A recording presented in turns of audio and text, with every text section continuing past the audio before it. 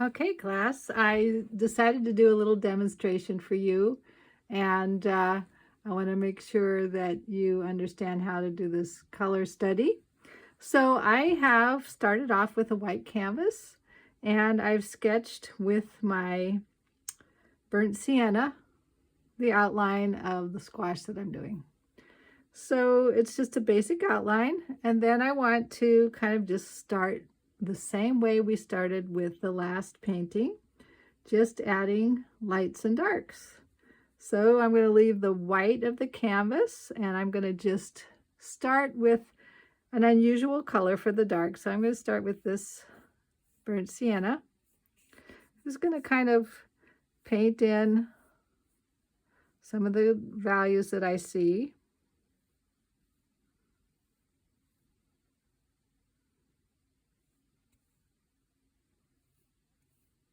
And this is just basic right here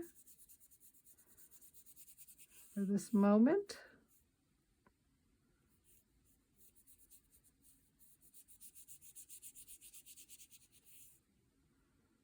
Okay, and that's about it. I've put in the background. Now I want to go in and I'm going to imagine or add some other colors in here. So the first thing I want to do is give everything, the next step is giving everything a color. So I'm going to jump right in, and I have my palette set up over here, pre-mixed colors. Now remember, you can mix any of the, once the color palette is set, you can mix any of the colors you want together.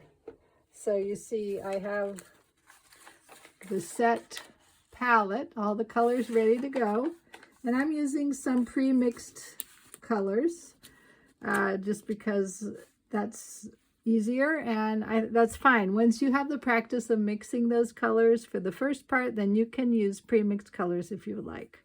So I'm going to go ahead and just give the squash its initial color, which is I'm using a buff, and I'm just, putting this quickly in.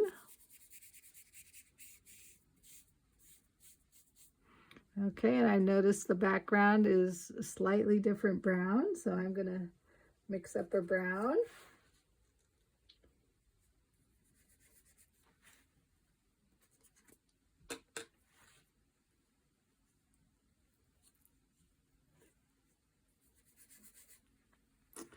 Okay, I'm going to fill that in.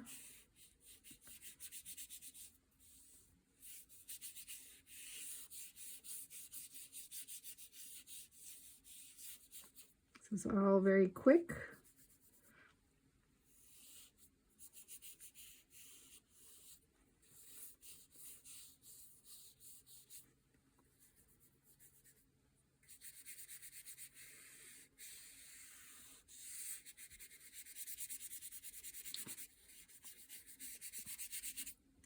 I'm using a toned piece of board.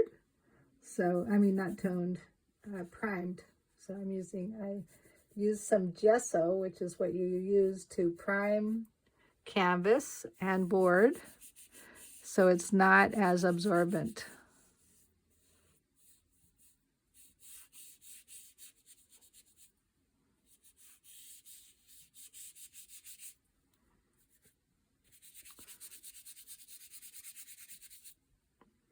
So I've almost covered my whole canvas in a very quick amount of time.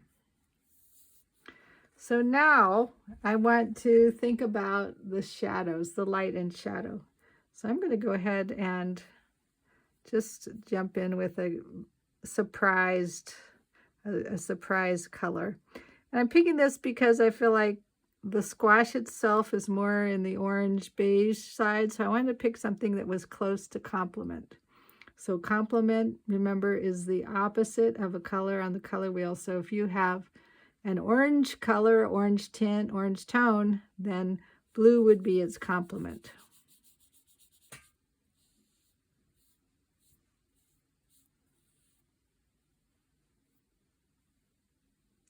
And I can always change things later. This is just the start.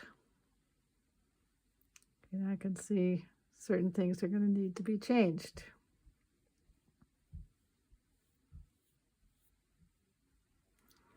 Okay, notice how down here is really dark, so I'm going to go ahead and make that dark. And then it fans out and gets lighter. I'm going to come in here with a little raw umber to make that contrast stronger. Now remember, you can't use black, but you can get close to black. So if you use raw umber with a little bit of this blue tone, you should be able to get a nice dark color.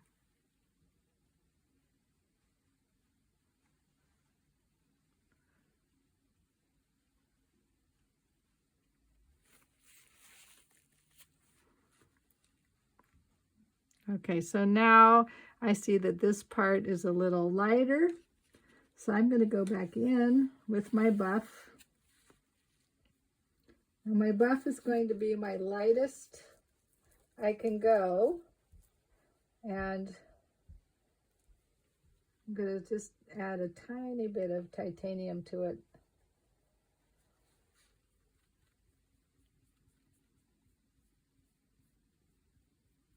In fact, I'm going to say you can use a little bit of white for highlights, but try to stick to the buff.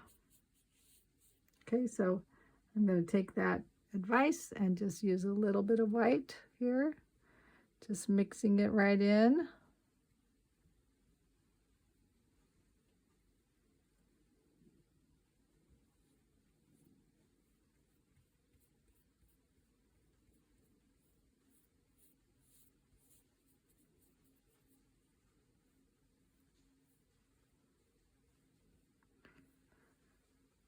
I see a little bit of a gray purple there, so I'm going to add a little bit of that in here. It's a little strong for now, but I'm going to just add that in. A little gray purple here. A little more light over here.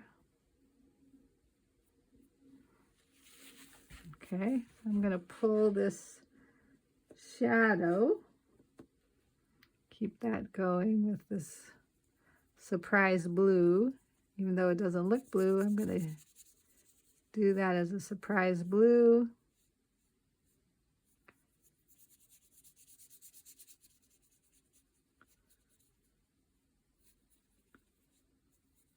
I'm working pretty fast, so sometimes I can get some nice blending because all of my paint is still wet. So we're going to pause there and I will come back with another video, but I hope that this has been helpful getting you started with this limited palette painting.